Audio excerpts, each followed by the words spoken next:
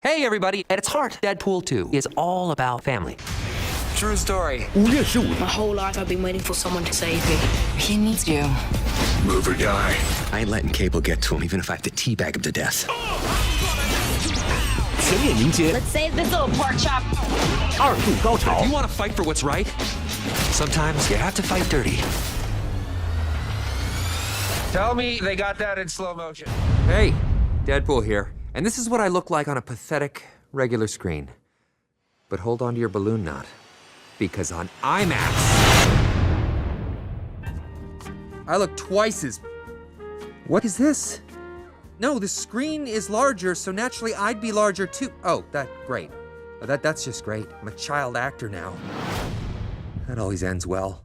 You see, Deadpool in glorious, larger-than-life IMAX, because bigger is better. Well, that's precious.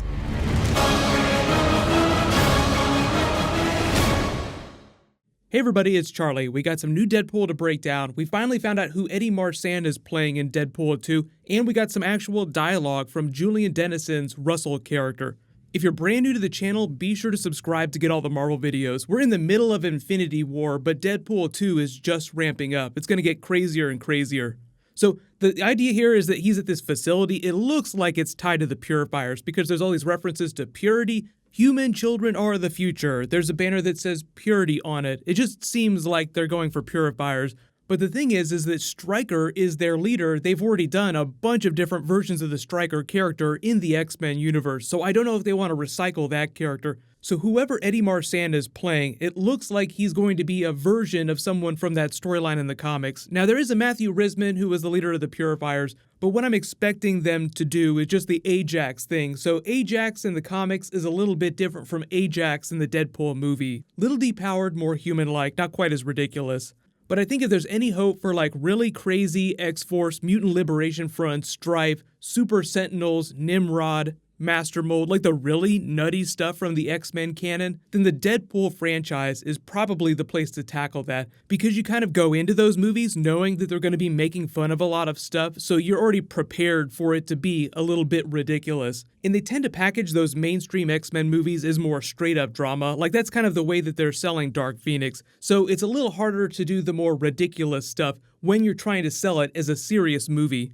We also get some more scenes of him marshalling an early version of the team. It looks like Domino is really the first person that he gets. But I love the idea that Dopinder is now officially on the team, so he's here inside the inner circle while they're meeting in Blind Al's apartment. Now, it's a little unclear what his relationship with Blind Al is now, because it seems like they're still living together, but it also kind of seems like the trailer is telling us that he's been living with Vanessa, too. Like, maybe he just hangs out a lot with Blind Al, because what he does is so dangerous, naturally people would come after Vanessa again if they found out who he was.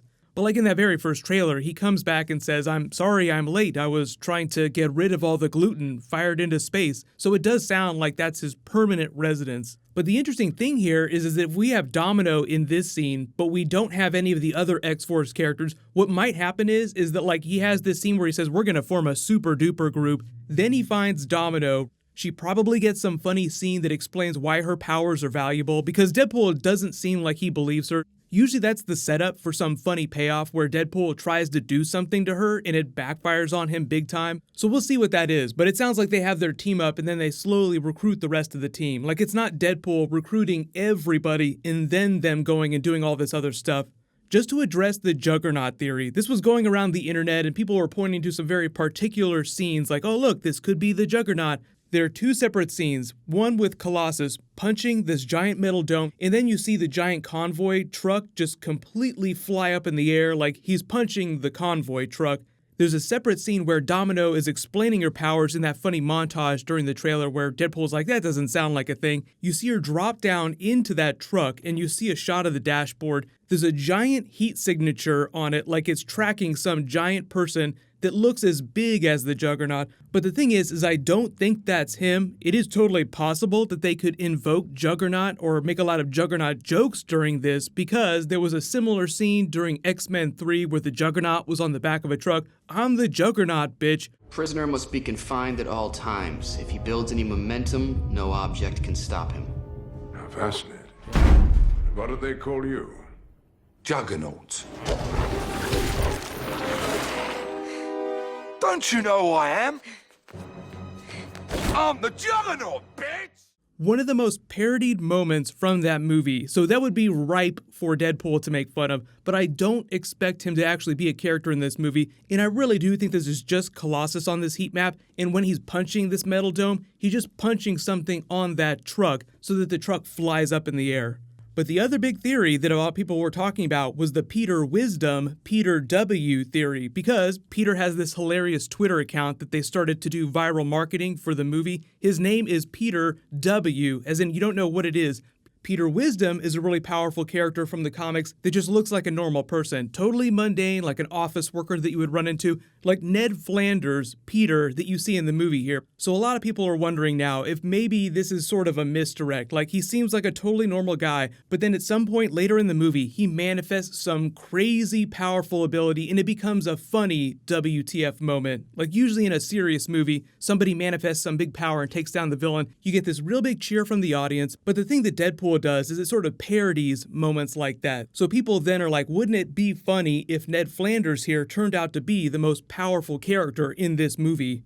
One, I'll say yes, it's very likely that he is the Peter Wisdom character. Giving him the Peter W name doesn't feel like a coincidence on that Twitter account, but the thing about his powers in the comics is that even though he's like crazy powerful, and he seems like a totally nice, mundane dude, and when you read his tweets on his Twitter account, he's made to sound like your lame dad, like a Ned Flanders style character. But in the comics, Peter Wisdom has been tied to Excalibur, X-Force, he has the ability to summon electricity, he has this really crazy familial relationship that ties to the occult and a lot of crazy Excalibur comic book related things. So I'm not expecting a lot of that to be incorporated in the movie. He might just have like this totally normal facade and seem like a totally normal dude, but they might have some hilarious backstory. But do be prepared for some big twist with his character.